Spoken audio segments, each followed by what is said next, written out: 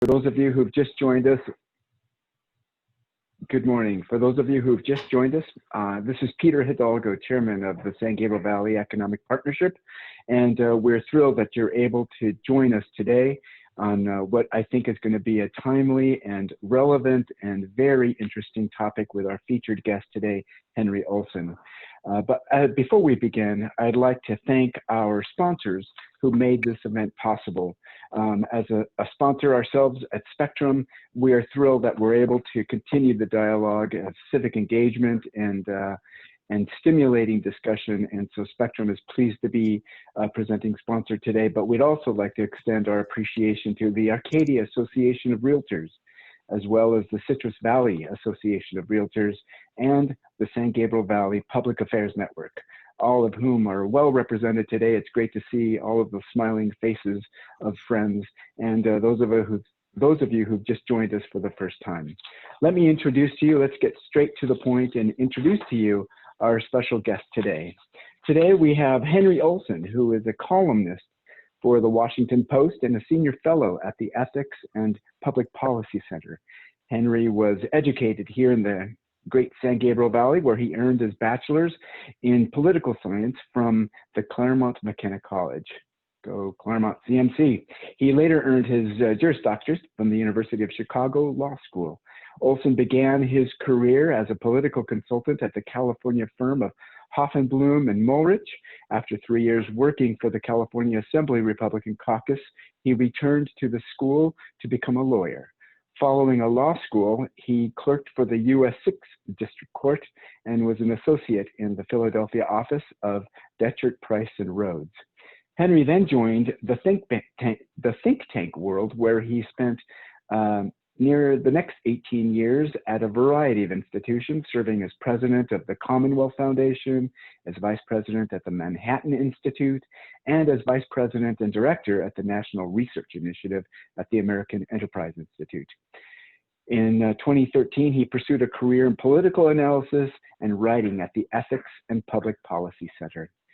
He is a huge fan of the Yankees. We won't put that against you there. But and of course of the English Premier League, Tottenham Hotspur. I hope I said that right.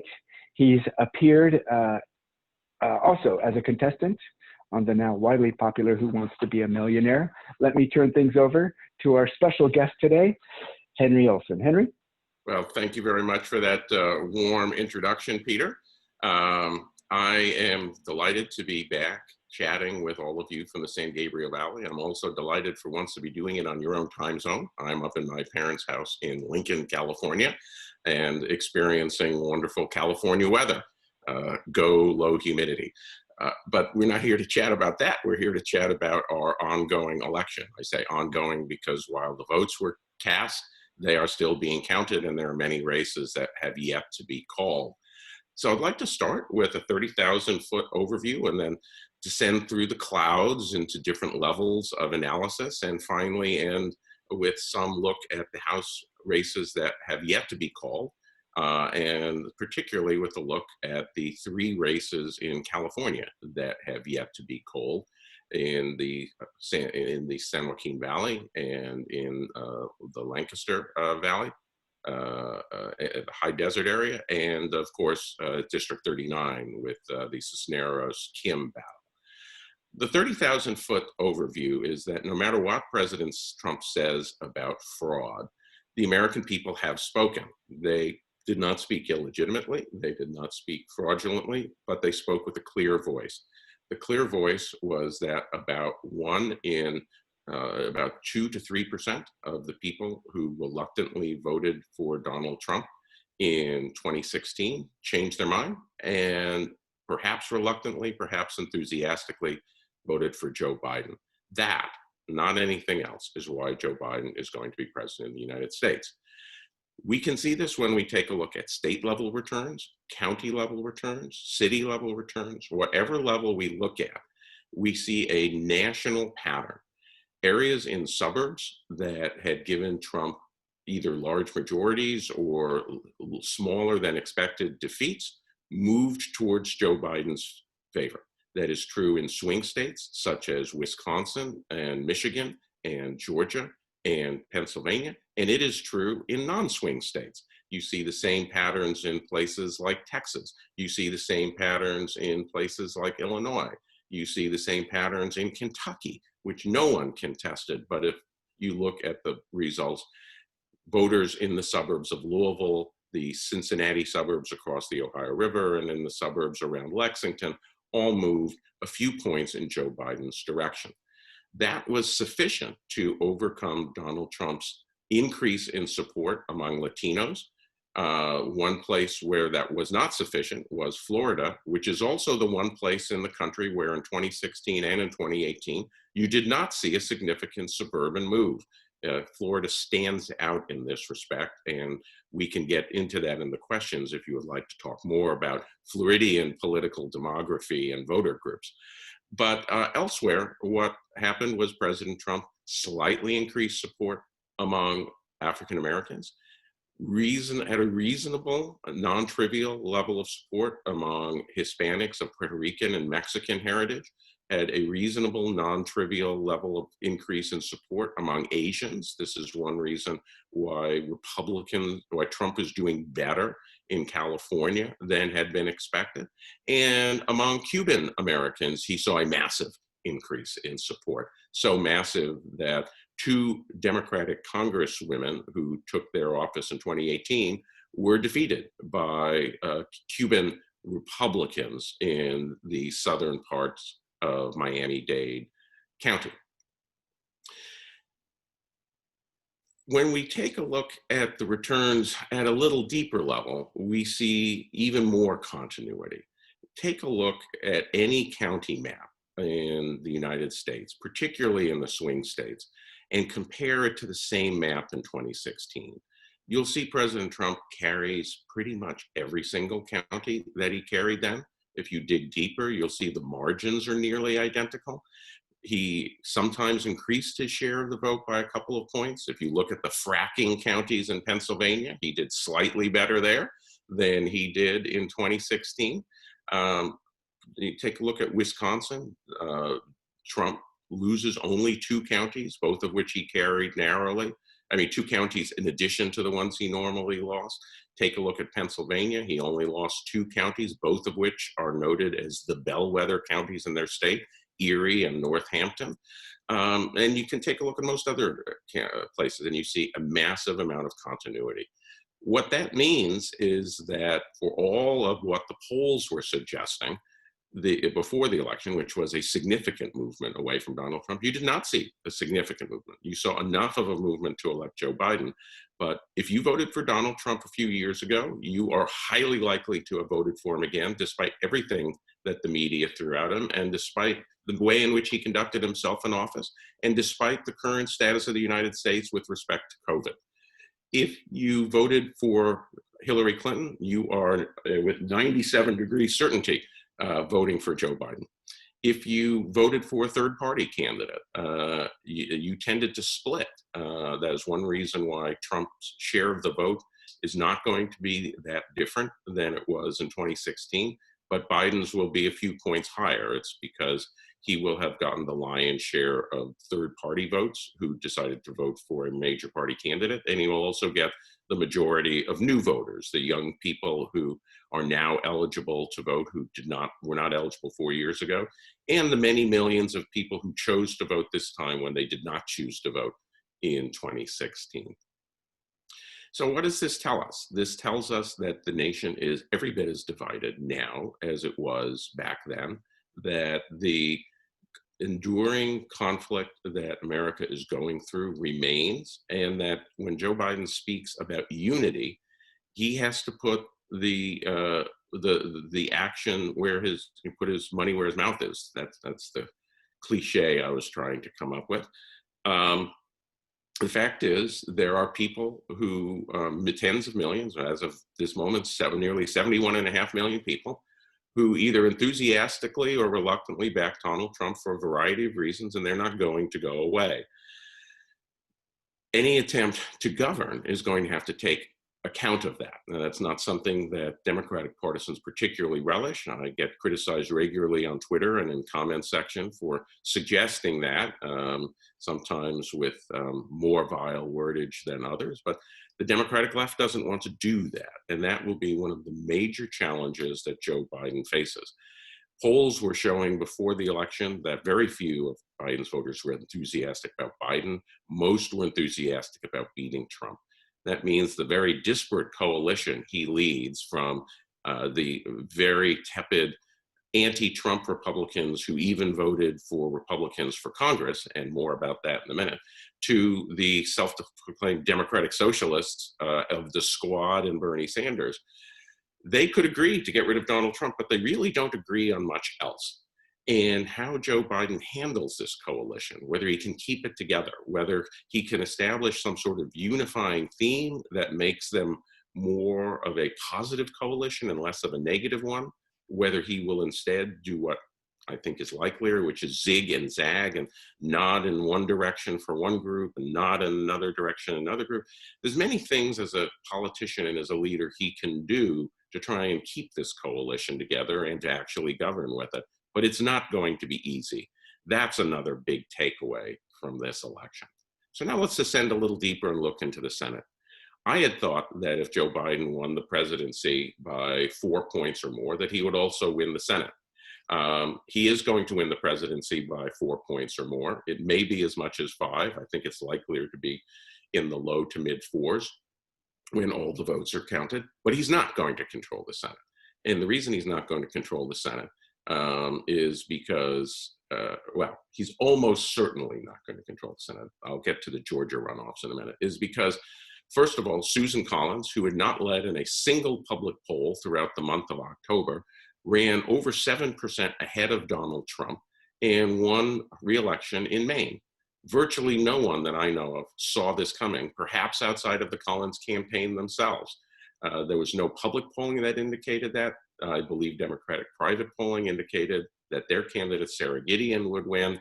And in an age when virtually everyone is casting straight ticket ballots, she ran over 7 points ahead of Donald Trump. That is the largest ticket splitting that we have seen in the election this year, and rivals the sort of ticket splitting that Joe Manchin or even greater than John Tester managed in 2018 when they won re-elections as Democrats in very deep red Trump states. The other reason that they're not likely to control is that North Carolina proved to be more solid for Republicans than one would have thought, and that meant that Tom Tillis, who trailed in most polls and virtually no poll, he was ahead in virtually no poll that was not conducted by Republican-affiliated firms, pulled out a narrow victory over Cal Cunningham. Cunningham damaged himself when it was revealed about a month before the election that he had at least, I say at least one, because we know now of one extramarital affair that he had conducted with a married woman who lives in Southern California, who was a PR consultant. Didn't damage him terribly in the sense that he still ran roughly where Joe Biden was, but he ran just enough behind Joe Biden rather than ahead of Joe Biden that Tillis was able to retain the seat. That means the only way the Democrats can control the Senate is if they win both seats in Georgia that are going to a runoff on January 5th. And that is something that's going to be extremely difficult to do. Joe Biden is winning in Georgia right now by only 14,000 votes, just a couple of tenths of percent. The combined vote for Republicans in the special election was over 50%. And David Perdue, the incumbent, barely missed getting 50% in his race. In other words, there were people who voted for Republicans in the Senate race, who voted for Joe Biden or third-party candidates in the presidential race. And there were people who voted for David Perdue who voted for Joe Biden. There was a third-party candidate who got a little over 2%, which was roughly what the presidential third-party candidates did. I think it's very unlikely that Georgians will want to give Democrats complete control over Washington. We know that there are many people in Georgia who are former Republicans, who are not yet Democrats, who may have been voting Democrat for various office, but he is not, they are not people necessarily who have suddenly become lock, stock, and barrel supporters of the progressive agenda. The first poll of the Georgia Senate race that has come out has both Republicans narrowly ahead. And I would not be surprised if after both parties throw everything at this race, that's roughly where it ends up, that both Republicans win narrowly, 51-49, 52-48, something like that. One should never be surprised if things move the other way. That's why we have campaigns. I apologize for the light that's coming on my face. The sun will pass over the next hour and I'll be clear again.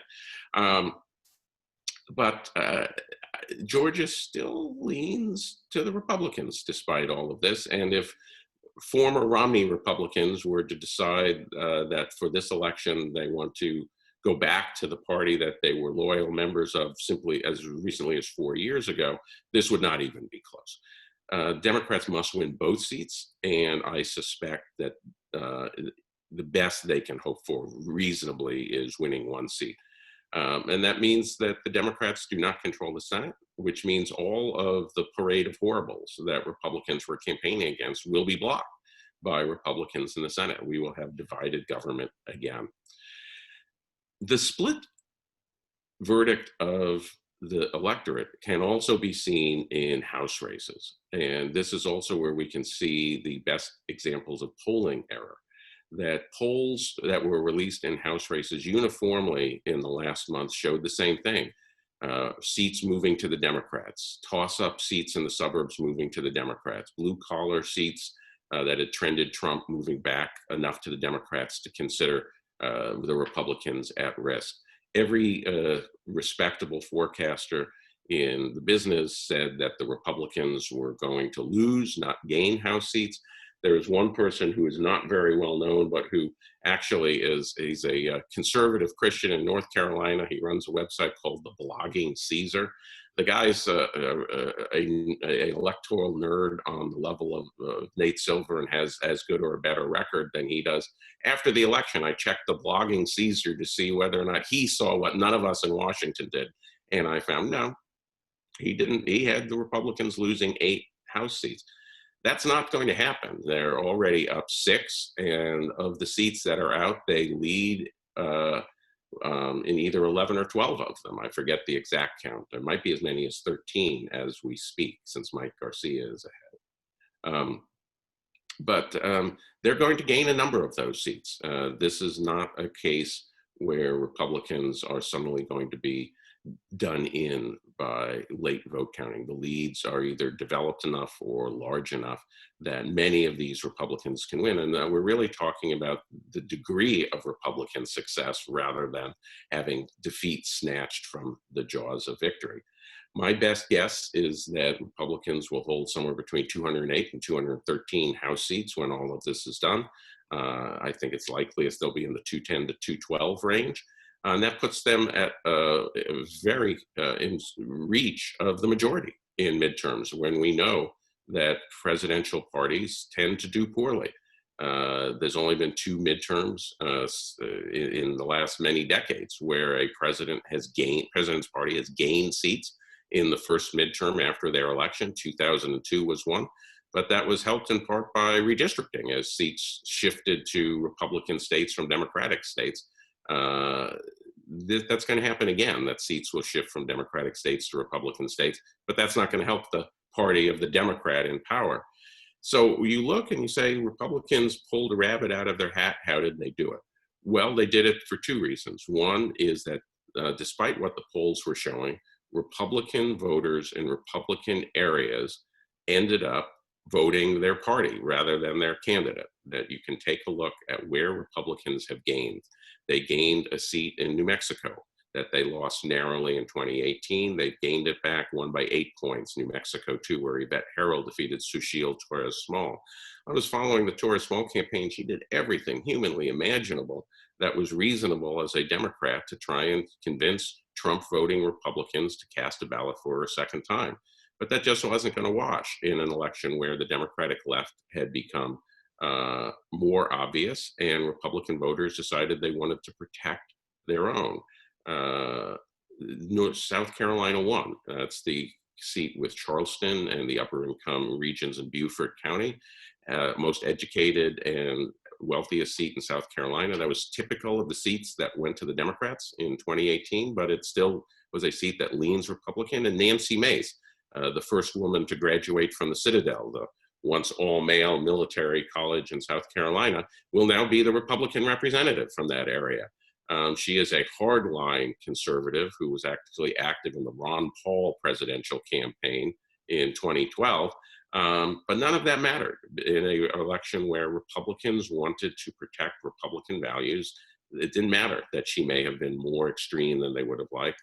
They sent Joe Cunningham down to defeat.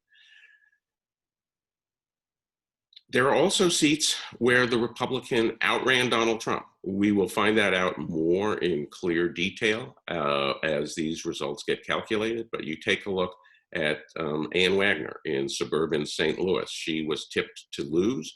Claire McCaskill defeated Josh Hawley in this once Republican bastion seat of affluent urban St. Louis in 2018, and it was thought that the same straight ticket pattern would apply here.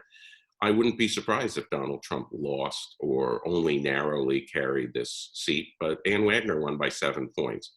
Troy Balderson in suburban Columbus. I always expected Troy to win because there are a large number of white working class counties attached to the suburban part that was going to shore him up. But he ran 9 points ahead of Donald Trump in suburban Delaware County, which is the most educated and wealthiest county in all of Ohio. We are going to see this pattern recur time and time again of wealthy Republicans who voted for Joe Biden, but voted for the Republican in Congress. And that, more than anything else, is the defining feature of this House race. Even some of the near misses are going to display those characteristics. We have Connor Lamb barely beating Sean Parnell in suburban Pittsburgh. Again, I'm going to expect that Parnell ran ahead of Donald Trump in this area. Lauren Underwood is going to narrowly defeat Jay Oberweis in exurban Chicago. Again, I'm going to expect that Oberweis, with a little over 49% of the vote, will run ahead of Donald Trump. And then we have Texas, which was a number of seats that were at risk with incumbents who were retiring or first-term incumbents, where the seat had voted for Beto O'Rourke in 2018. Given what everyone believed was going to happen, these are seats where Donald Trump was expected to lose and straight ticket voting was going to propel the Democrat. I believe we will find that Donald Trump lost many of those seats, like Texas 24 in suburban Dallas and Fort Worth, Texas 21 outside of suburban Austin, and Texas 22 in suburban Houston. But the Republican won in all of those cases. And most of those were not close. That in Texas 21, first term ultra-conservative Chip Roy fended off Wendy Davis, who became nationally famous for her filibuster against a pro-life law in 2013. She raised millions of dollars. All of these Democrats raised millions of dollars, but yet Chip Roy won by 7%. Again, this is ancestral Republicans who may not like Donald Trump coming home to vote for the Republican. So let's take a look at some of the races that are out and see where they are going to go. The vast majority are in New York. And the reason for that is because New York law does not allow you to count absentee or mail-in ballots until starting a week after election. Well, that was 36 hours ago. So there are a number of seats where Republicans lead on the basis of the election day vote, but there are 1.5 million at least mail ballots to count across the state of New York. This is going to be enough in some of these districts where it's theoretically possible that the Democrat can come from behind and win. I think that will certainly be the case in New York 3, which is an upper income district on the North Shore of Long Island, mainly in Nassau County, a little bit in Queens, where a Republican named Santos is ahead of Tom Suozzi, the Democrat, by about 4,000 votes. Given that mail ballots are known to, in this election, tilt highly Democratic, I expect that Suozzi will be able to pick up his more than 4,000 votes. There's almost certainly 50 or 70,000 ballots out there. If you don't mind, I'm going to move so that you can get a better There we go. I'll move back to a more comfortable position when the light has moved. I expect that is a seat that Swazi will retain. However, the flip side is true. Suffolk County, New York 1, Lee Zeldin has a massive lead.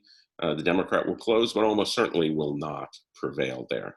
New York 2, which is a seat that was an Obama-Trump seat, voted for Obama in 2012, voted for Trump in 2016. Open seat with the retirement of moderate Peter King.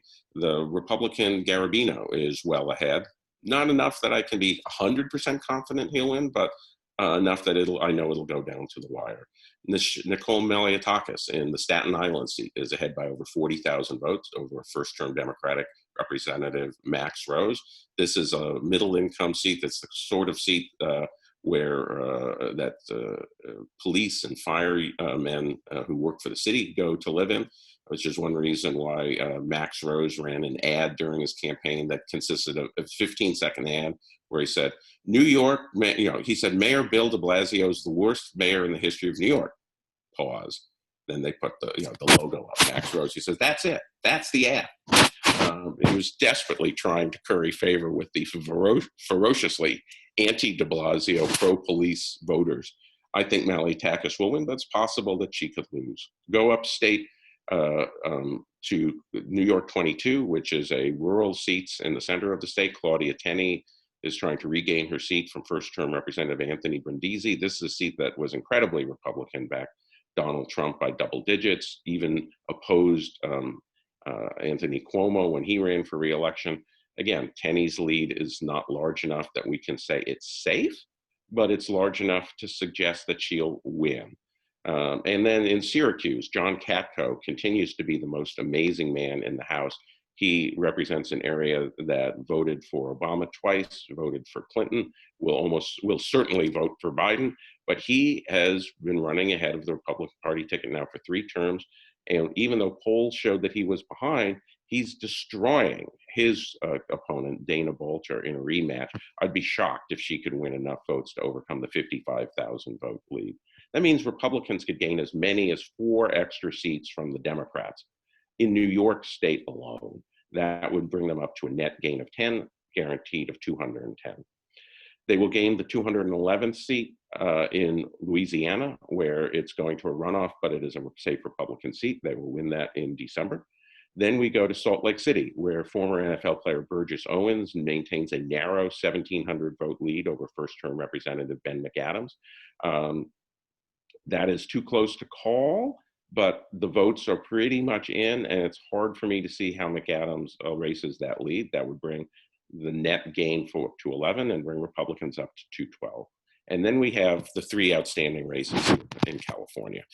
The first is California 21, where David Valadao is trying to regain his seat in a seat that takes in Fresno, Kern, and Kings. He is ahead by 5,000 votes. It is going to be one of the lowest voting seats in all of California. It is a seat that has a huge number of, as my editors at the Post insist I say, undocumented immigrants. They do not vote, contrary to many of the fraud theories that are put on the internet. And consequently, that means among the citizen population, it's significantly whiter and significantly more Republican. Valadao leads, but there's enough votes in Kern County that it's possible, it's certain that Cox will narrow the gap, and it's possible that Cox will pull it out. We have the seat in the high desert, the Lancaster Valley and Simi Valley, where Republicans gained the seat. This is the seat where Katie Hill resigned after her sexting and adultery scandals forced her resignation last year. He's ahead by about 170 votes right now. The votes that are still out are largely in Los Angeles County, which has been tilting toward Democratic Assemblywoman Christy Smith. This is a seat that literally is a toss-up. It can go either way. A slight edge perhaps to Smith, but again, wouldn't be shocking if Mike Garcia, were able to prevail. And then we have California 39, the seat that had been Ed Royce's, was narrowly won by Gil Cisneros last time, and we have a rematch with former Royce staffer Young Kim. Kim is ahead by over 4,000 votes right now. And I think she's going to win. There are enough votes out that one can imagine a Cisneros victory, but he has not, as these votes have been released from Los Angeles and San Bernardino and Orange counties, he has not been gaining enough votes in the previous tranches of releases to suggest that he will win. This race, Orange County has reported almost all of its votes in this seat. The remaining votes are largely in San Bernardino County. This is by registration a county that's a little more Democratic than Orange, but much less Democratic than the Los Angeles County portions. I'd be pretty surprised if Cisneros pulled out the 60 to 65% margins he would need in order to overtake Kim's lead. We should know by the end of the day or the end of tomorrow whether or not she is the Congresswoman-elect. There were no releases for yesterday on the Veterans Day holiday from San Bernardino or Los Angeles counties. I expect a large number of votes to be released today. And unless Cisneros reverses his pattern with this, I expect we will be able to call the race within the next 36 hours. All of this will mean that the Republicans will be within 5 seats, 5, 6, 7 seats of gaining the House next time. It means the Democratic House majority will be the narrowest of any House majority in the past few decades. It means that a base of a caucus that has tilted to the left depends on the votes of people who represent seats that either Trump won or could easily win. People like Abigail Spanberger in suburban Richmond, Connor Lamb in suburban Pittsburgh, Lauren Underwood, the woman from exurban Chicago, Katie Porter, who despite having tens of millions of dollars is going to win re-election by only 7 points against a candidate who was not considered to have any chance to win in the Irvine area in Orange County.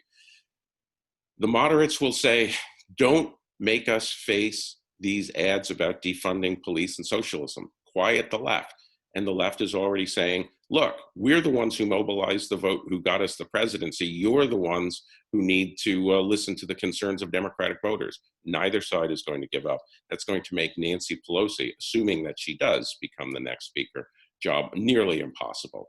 She will have to corral cats of all sorts of electoral predispositions and ideological predispositions, and to think that there will be a unified majority in that caucus is to think something that's simply not going to be the case. They're going to be backfighting and infighting like you won't believe in order to gain continued support. And Democrats on the left will continue to hold out the prospect of primary challenges to Democrats in safe districts who want to go along with their marginal district colleagues.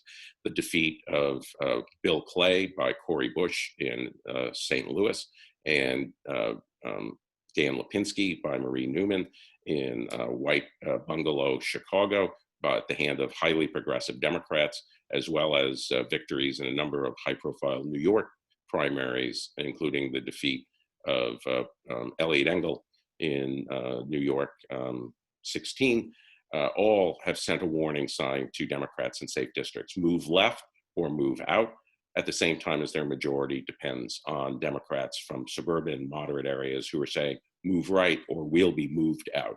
This is not going to be a pretty picture. So now what I'd like to leave you with is a picture of the next 2 years. The picture of the next 2 years is one of gridlock in Washington. It's one where the left will want more and the Republicans will block anything they want legislatively.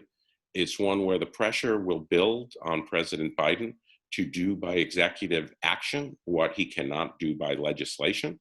That will be true in economic matters. That will be true in social matters. Who controls the Department of Education, for example, could push the envelope on questions of transgenderism or questions of how schools should teach about race and American history in public classrooms. This battle has not, Winston Churchill said after the Battle of El Alamein, it's not the beginning of the end, but this might be the end of the beginning.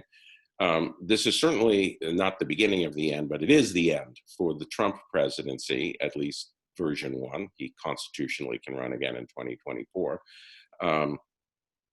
But it's not even the end of the beginning for the struggle over policy in the future of America. Instead, over the next few years, we'll see an intensification of that battle because of the gridlock, both within the Democratic Party and within Congress as a whole, and expect, if not tensions to rise to the level that they have been at for the last 4 years, expect this not to go down to a cool simmer, but expect it to be at a low boil for the next 2 years, and expect 2022 to be another high turnout, high intensity, fraught-filled election as both sides try and gain the upper hand in Congress.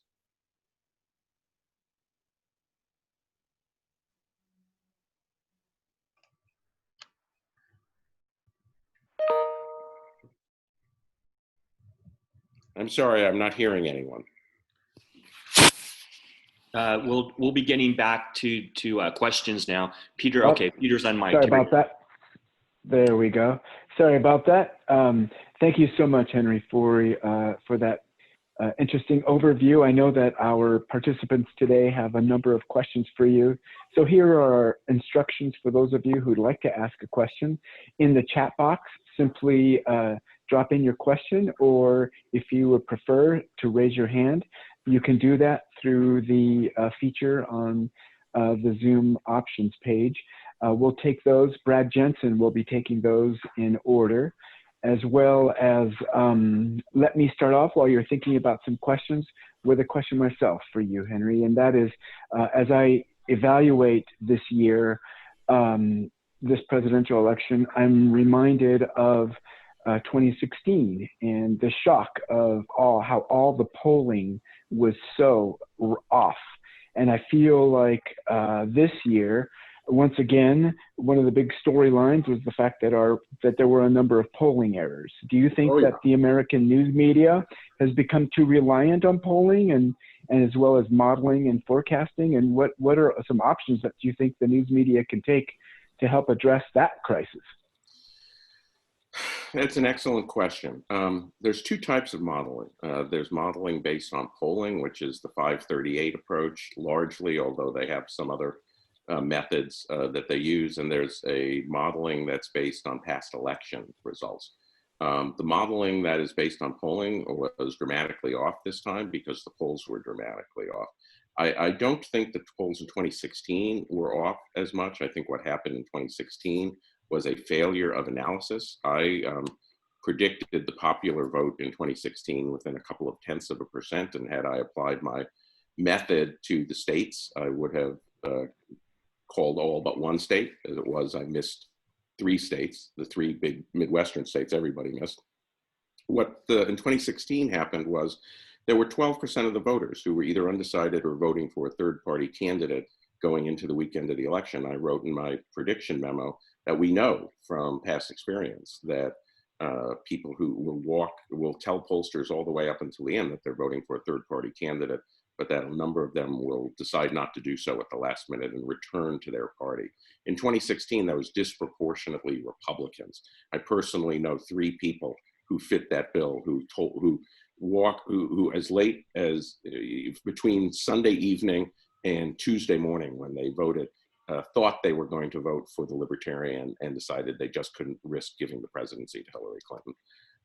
So 2016 was less of a polling error, more of an analysis error. This time it was a polling error across the board. There were some pollsters that got it right or righter. Looks like the IBD tip poll on the national level will be the one that comes closest. They showed Biden with a 5 or 6 point lead throughout. It looks like he's going to win by about 4 to 5 points. That's pretty darn good. A lot of other polls were just way off. They said that Biden would win by 10. They said Biden would win Wisconsin by 17. I mean, this was always, polls like that were always crazy. But the fact is the error was all in one direction. And pollsters really have to look at their sampling going forward, because it's quite clear that they did not properly include a large number of Republican voters in their samples. That's the only thing that can reasonably explain the distance between the vast majority of pollsters and the actual electorate's verdict. I do think one of the problems that the mainstream media has is that almost everyone who interprets these polls are Democrats, or people who are never Trump Republicans. it's very difficult to get outside of your own confirmation bias. When the data that come back tell you what you already believe, it takes a lot of discipline to say, how can it be different? This is too good to be true. Maybe it isn't true. I think you'll continue to see that sort of confirmation bias displayed in media, most media commentary, because most people who do this either are not aware of their confirmation bias or do not want to deal with that. They don't want to make the effort to say, hey, this looks good, it supports my viewpoint, what might be wrong about it? And the same is true in the more limited conservative punditocracy, that you had people who were saying, uncritically accepting the results from the Trafalgar polling group that said Trump was ahead by many points, he was going to win all the swing states and so forth. That was always also too good to be true, but it was uncritically accepted by people for whom their pre-existing Republican biases were being confirmed. So I think it would be nice to think that the media will, I think pollsters will learn because they have to learn, but I think you're still likely to see a finger on the thumb towards the Democrats in the way the media interprets data that come out simply because of their confirmation bias and an unwillingness to seriously try and overcome that through rigid questioning and providing some sort of balance to where you would have a Republican ideologue and a Democratic ideologue actually clash on screen. I don't think you're going to see much of a change in the media. All right. Well, thank you for that. Let me just turn everything over to Brad now, and he will take it from here as we ask our questions with our brief answers so we can try to wrap up. We have about 20 minutes or so. So, Brad? Terrific. Our first question comes from Laura Santos. She asks, is it true that progressive Democrats won more than moderate Democrats? For example, Katie Porter.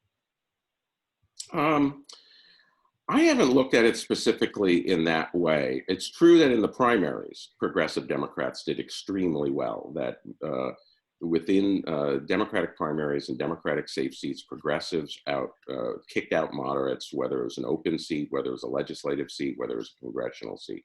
At the congressional level, it's hard to say because most of the seats that Republicans are taking back are swing state seats, and most of those people tend to be more moderate to begin with. But Katie Porter and Lauren Underwood are two high-profile progressives. Lucy McBath in Atlanta also won re-election in a seat that had once been considered marginal. So I think there is some data that would support that. And I appreciate you asking that question because now you'll make me go look into it more deeply to see whether or not that's in fact a trend rather than an anomaly. Second question comes from Thomas Wong. He wants to look ahead at the 2022 Senate races to see how would those races stack up for the majority. I don't have the 2022 field memorized yet. I do know that Wisconsin is going to be up. Ron Johnson has not yet said whether he's a Republican, has not yet said whether he's going to run for a third term. Obviously, Wisconsin is the closest of the three big states that Joe Biden flipped in the Midwest. So that is going to be something that bears looking at. Pat Toomey of Pennsylvania, his seat is going to be up. He's already announced that he's going to retire. That's another close seat that is going to be up. And if the Democrats were to pick up both of those seats and nothing else were to change, they would have, assuming that Republicans win both Georgia seats, they would be back at 50-50. New Hampshire is a seat Republicans will look at. That will be first-term Senator Maggie Hassan, who will be running for re-election. There is some hints that three-term governor, and I say three-term because New Hampshire is one of the two states where governors are still elected for two-year terms, not four-year terms. Chris Sununu is a moderate-leaning Republican from the famous Sununu political family. He won overwhelmingly a re-election, and there's some hints that he might want to run for the Senate in 2022. If he did, that would put that seat directly in the competitive range, and that would be a Republican pickup opportunity. Richard Burr is the North Carolina senator. Again, that was a close race this time. He has come under fire for insider trading allegations, and it's not clear whether he is going to run again. If he runs again or if he steps down, that will be a close fought race. So those are 4 target seats that I can think of off the top of my head that are on the ballot. Rob Portman will be up in Ohio, but Trump's won by 8 points 2 elections in a row. Tom DeWine won by 4 points in 2018. I think Rob Porter is going to be rated as safe, even though Ohio was until very recently considered to be a swing state. Chuck Grassley, 87, his Senate seat is up. He has not yet said whether he's going to run for yet another term in the Senate. He's one of these. He and Don Young are 87-year-olds whose energy and sharpness make me dream of my 80s with anticipation rather than dread. But again, this is a seat where Iowa was once considered to be a ultra-marginal seat, but Kim Reynolds defied the polls and won election as governor in 2018. Despite polls suggesting Biden could win Iowa, he lost by 7 or 8 points. Joni Ernst, who had been behind for a lot, won by 6. I think that's another seat where in the summer, people might have said this is a marginal pickup opportunity for Democrats. I would guess that the Republican would be highly favored. And I apologize for not having the 2022 map memorized yet, but that's the best I can do for you right now. Our third question comes from Bill Scroggins, the president of Mount San Antonio College. He asks, what will be the impact of the 2020 census, particularly on California?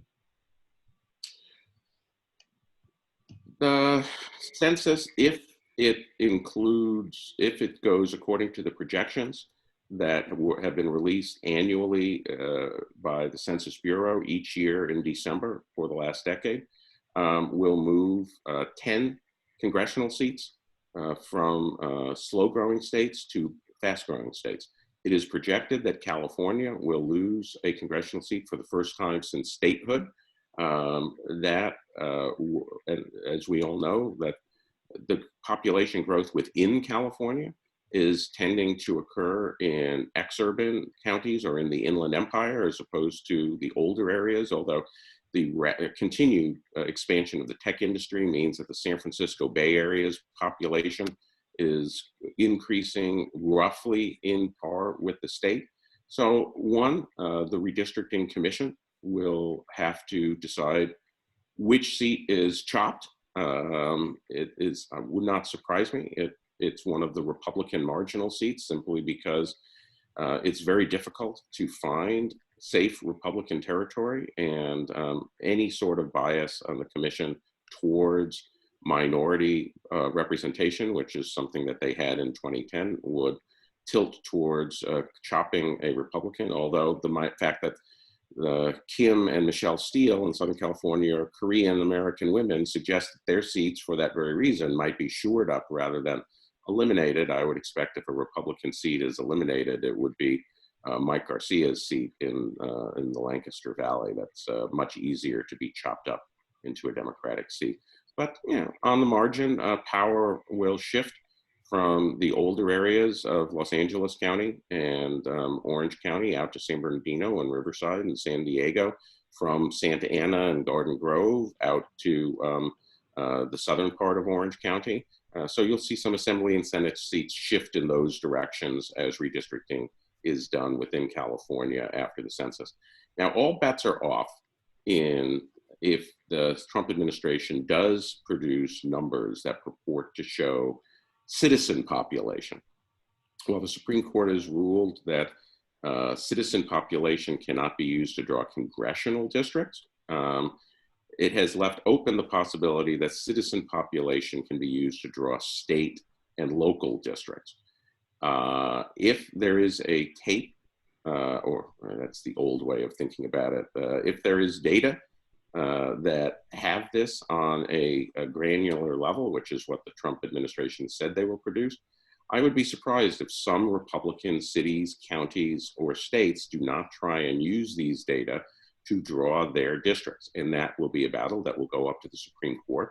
And if that is affirmed by the Supreme Court, that that can happen, we would expect, not in the California legislature, because there's a 0.0% chance that the redistricting commission will use those data, but in a state like Texas, it's entirely possible that a Republican legislature would want to use that. And if that were upheld, that would dramatically reduce Democratic representation in the Texas State House and Texas State Senate, because the areas with large numbers of undocumented aliens are always Democratic strongholds. And the fact that few people vote in those areas because of the undocumented status means that Democrats obtain more seats than their votes would justify them to, because the disparity between population and votes cast is highest in those areas. Expect that to be something that becomes a national discussion point in 2021 or 2022, if the Trump administration produced those data. Next question comes from Frank Ferguson. He is an alum of Claremont McKenna, class of '82. His question is there a new alignment? 28 of the top 30 zip codes went Democrat.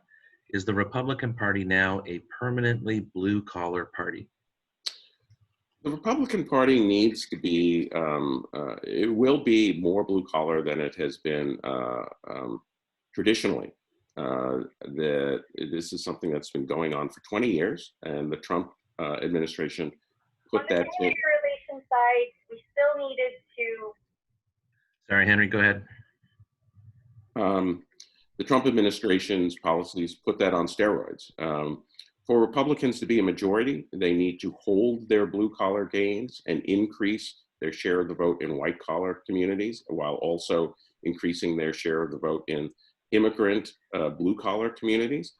So it cannot be exactly what the Trump party is. The Trump party is a minority party. You know, he is losing the popular vote and will lose it pretty significantly by a 4 to 5 point margin. But the blue-collar future of the Republican Party is here to stay, because you cannot get a white-collar based party with the fact that increasing number of white-collar professionals are socially moderate or socially liberal, and conservatives remain social conservatives remain a decisive, if not a majority element in conservative party.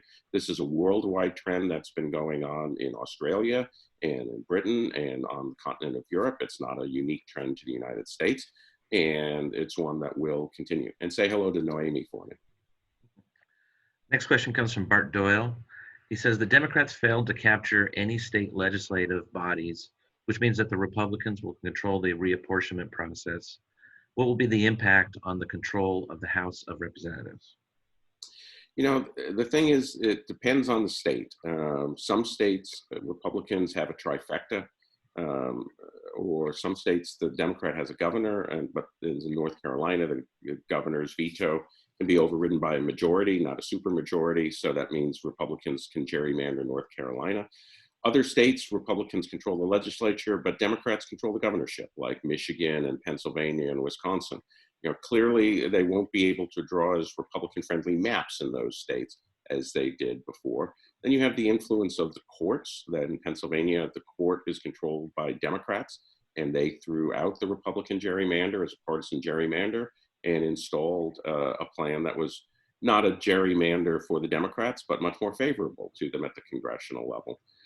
I think there will be an edge to Republicans in redistricting as a result of maintaining these edges, but it will not be as decisive as it was in 2020. They do not have control over as many states with reapportionment as they did in 2020, but states like Texas, states like North Carolina, states like Ohio, they will be able to offset some of the Democratic gerrymanders that will be executed in places like Maryland, Massachusetts, and Illinois. Next question is from Mark Christoffels. He asked, did Republicans who continued to support Trump do any better or worse than those that tried to separate themselves from him? Well, by the end, there were so few people who tried to separate themselves that there isn't a large data group. Anti-Trumpers like to point to Ben Sasse, who outran the president in Nebraska as example that, yes, we can, you can say boo to Trump and survive, but I think that that's overblown because Sass didn't have a competitive race, and the Democrat that he was running against had his own sexting and sexual abuse scandals that drove many Democratic voters to back the Libertarian and some to back Sass. Generally, this was a straight party ticket, that if you were lukewarm about Trump, you pretty much got the same amount of the vote as if you were supportive of Trump. Trump defined partisan voting patterns so that there is some indication, as I mentioned before, that there are people who voted for Biden and voted for Republicans. But as far as Republicans who differentiated themselves from Trump, there's not much to go on there. Pretty much everybody was getting the same thing. We've had a couple of questions about this, the media reports about a stolen election, about election improprieties in several states. You recently wrote about this in the Washington Post. Can you give us your opinion on the potential of the election being rigged or stolen? The election was neither rigged nor stolen. That I don't doubt that there were election improprieties, and I hope that every one of them is investigated and found correct, that the perpetrators are punished. But the shifts, you take a look at the way votes shifted, and they shifted in a way that cannot be explained by election impropriety. For example, Philadelphia, where people are saying, look at all these bad things that happened in Philadelphia. The fact is, Donald Trump's Joe Biden is getting a smaller vote lead from Philadelphia right now than Hillary Clinton got. If the fix was in, that's a pretty incompetent fix. Instead, what's much more compelling is the uniformity of the changes, the consistency of the changes, and the logical nature of the changes that you saw pretty much everywhere in the country. A slight movement away from Donald Trump that was increased in areas of higher income and education. And you saw a movement of Trump in minority areas, whether you were in Florida, which was a swing state. And again, if you thought that the fix was in, why would they not fix Florida? And in downtown Houston, where nobody's trying to fix downtown Houston for congressional races, but Trump's share of the vote in Hispanic and Black precincts in Houston was up, and his share of the vote in more educated urban white areas was down. All of these data strongly suggest to me that whatever fraud existed was not determinative of the outcome. Next question comes from Albert Chang. He asks, can you give us your top 3 choices for Kamala Harris's Senate appointment by Governor Newsom, and why? Oh, gosh, my first instinct was that he's going to appoint a Latino. There has not been a Latino senator or governor in California since the early 1850s, I believe. They are an important bloc within the Democratic Party, have tried to win statewide office and often lost primaries. I think Newsom would be very smart to appoint a Latina. But then the question is, most of the expected candidates would be men, people like Becerra, Attorney General Becerra, or Secretary of State Padilla. Is he willing to anger feminists by giving a seat to a Latino man? So the question is, can you think of a Latino woman who would satisfy both camps? The only name I've heard is former Congresswoman and former Labor Secretary, and I believe current LA County Supervisor, Hilda Solis. So I wouldn't be surprised if he turned to her, but I'll leave names of people. It may very well be that if he's trying to do that, he will find somebody from the state assembly who I'm not familiar with who meets these characteristics. But if I were Gavin Newsom, I would want to appoint a Latino rather than a white person. I would want to appoint a Southern Californian rather than a Northern Californian. We haven't had a Southern California senator since Pete Wilson in the state. And if I wanted to keep feminists happy, I would put a woman. Find the Venn diagram person who meets all 3, and I think you've got your front runner. Next question is from Paul Hubler. He asks, will social conservatism become incompatible with the economic liberalism in the new GOP? The new GOP is going to be one that is more centrist on economics while remaining conservative, but not sectarian in terms of its social policy. That is the course of all center-right parties that know what is good for them in the Western world. That the voter bloc, that is what increasingly is happening, is that upper income voters who are doing well in the economy are voting on the basis of social liberalism, whether it's the Green Party in Australia or whether it is the New Democratic Party or the Justin Trudeau wing in Canada, or whether it's the sort of people who we see in the Democratic Party here. So what that means is that conservative parties, in order to make that up, have to find new votes, and those are in blue-collar areas where people are socially moderate to conservative. They're not highly religious and aren't motivated by those issues, but they do are open to being with moderate social conservatism, and are economically centrist and want economic help for people like them while not being socialists. So the party of the future is going to look a lot more like the party I've been calling for the last 10 years, which is economically center to center right, with some center left elements, a higher appreciation for protection from global trade and a higher appreciation for the benefits that redistribution and entitlements bestow among people in the working class, while also being protective of a shared center-right social conservatism that does not veer into Christian triumphalism. Follow-up question on that, Henry. If the GOP were to move in that direction, how would that impact the number of minorities who come in and vote Republican in the future, since many minorities in the country are working class? I believe that's the only way to attract more minorities in the future, and I think that's why you saw more minorities vote for Donald Trump than had voted for any Republican presidential candidate going back for decades, is that what Latinos and Asians and Blacks want is a hand up, not a hand out.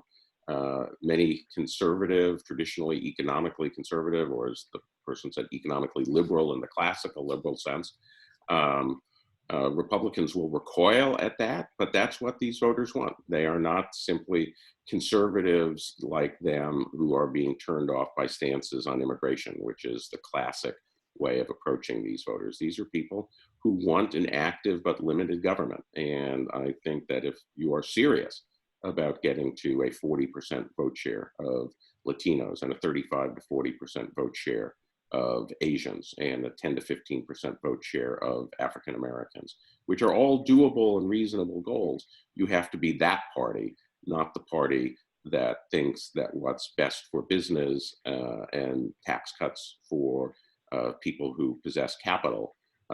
If you think that viewpoint has to fade in order to make inroads into the minority voting population. Well, I think that's it, Henry. I think that's the end of our questions. Peter? Thank you so much. Appreciate that. Henry, thank you so much for your time.